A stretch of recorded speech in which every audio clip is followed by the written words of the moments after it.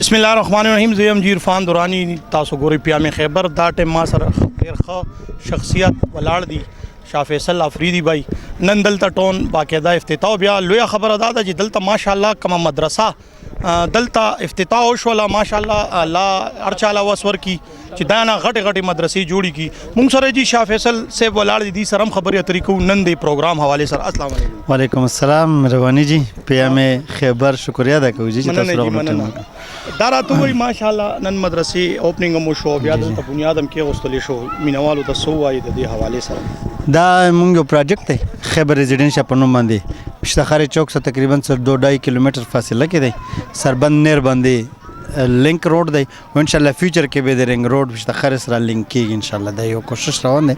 د سربند روډ چې دی دغه اوس نن سبا جدید ګوګل چې کې نو حیات آباد روډ وته وی.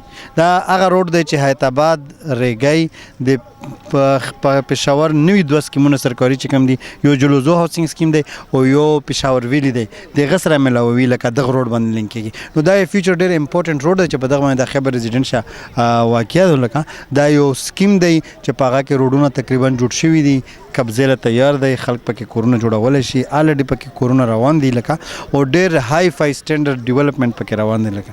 او دغه سره سره موږ دا کوشش کړی چې قیمتونه مینیمم کېږي لکه د عامو خلکو د اغستو د وسو استطاعت مطابق خپل قیمتونه کېږي لکه. نو قیمتونه هم ریزنیبل دي. درېیمه خبره ده پېښور کې پلاټ ډېر په مشکله میلاویږي، بیا چې میلاویږي په کیش پیسو میلاویږي. موږ پکې 2 سال انسټالمنټ یو پلان هم ورکړی دی، کوشش هم کړی چې خلکو ته دا پیسې لږې په طریقه شي لکه. هغې سره سره تیارو کورونو یو پروجیکټ هم پکې روان دی چې څوک پلاټ په ځای باندې کور اخلي نو کور مین چې دومره کست دی چې سړی کومه کرایه لنډوي هغې سره نږدې د هغې کست لنډېږي او خپل کور پرې جوړېږي. دا راته وایي کلاس 4 هغه هم پکې اغستی شي یاره انشاءالله چې د هرې طبقې، ځکه چې پېښور کې په هر ځای ته هم لاړ شي 10 لاک 12 لاک نه کمه تاله د اوسېدو په ځای کې مرله نه میلاویږي.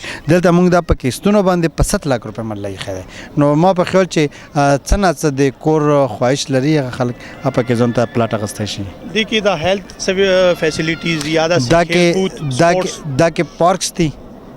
د ما بالکل د لاس ته دلته د پارک ته غټ دغه نه علاوه موږ سب باړه ریور په سایډ باندې بهیږي. د باړه ریور سره تھرو اوټ دا کناره چې دا موږ گرینری ساتلی رو پارک هم ساتلی، په دا کې به زو جوړو، په دا کې به واکینګ ټریکس وي، دا کې نور د لوبو ماشومانو هغه به وي لکه.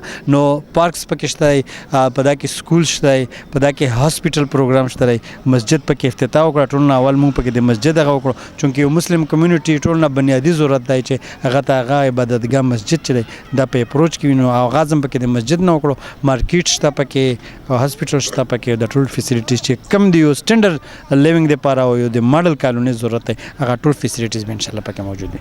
ریګي للما ماډل ټاون هغې نه ډېر هټ کې یو مختلف پروجیکټ دی ستاسو ماشاءالله خیبر ریزیډنټ ټیک دی جی. دې نه علاوه چې دی تاسو بل ځایونو کې هم پلاټینګ کړی دی. موږ د خیبر ریزیډنشیا دا ماډل کالوني جوړول کوشش کوو، د عسکري سټینډرډ چې دی هغه فالو کوو انشاءالله. دا به د عسکري یو کاپي وي. او دویمه خبره دا چې موږ په دا رنګ روډ باندې یو بل پروجیکټ دی خیبر کلي په نوم باندې چې په هغه کې الریډي آبادي جوړې دي، مدرسه پکې جوړه او مسجد پکې جوړ دی او هغه خلک اوسېږي. هغه ډېر ښه کالوني دی خیبر کلي په نوم باندې. دویم پروجیکټ موږ په نوخار کې دی چې هغه ډېر غټ پروجیکټ دی، ډېر ښکلی پروجیکټ دی. هغه د نیو سیټي په نوم باندې ډېر په پرفضا مقام کې دی په کاکا صاحب روډ باندې. نو هغه هم روان دی انشاءالله. هلته هم آبادي شروع کېږي او قبضې خلکو ته ورکول. ډېره مننه جی پیام خیبر له وخت ورکولو. شکریہ.